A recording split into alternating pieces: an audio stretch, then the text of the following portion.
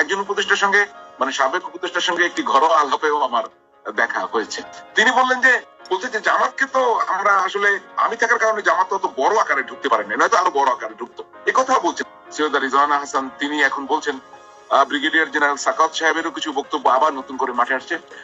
এটা হয়তো আপনার উনি প্রকাশ্যেই বলেছেন। একজন উপদেষ্টার সঙ্গে সাবেক উপদেষ্টার সঙ্গে একটি ঘরোয়া আলাপেও আমার দেখা হয়েছে এবং তারা কিন্তু বিতর্কিত কথা বলছেন।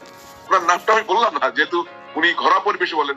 তিনি বললেন যে কি বললেন, বলছে যে জামাতকে তো আমরা আসলে আমি থাকার কারণে জামাত অত বড় আকারে ঢুকতে পারেনি, নয়তো আরো বড় আকারে ঢুকতো, এ কথা বলছেন। তো আমি প্রশ্ন করলাম, আমি তাকে, তিনি রেগে গেলেন।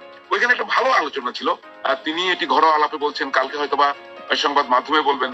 যদি কোনো ঘটনা থেকে থাকে আপনি স্পষ্ট করেন, নয়তো আসলে ধরি মাছ নাচুই পানি, একটু বললাম আর একটু অস্বীকার করলাম, এই ধরনের আচরণ অ্যাটলিস্ট দায়িত্বশীল মানুষদের কাছে আমি আশা করি না।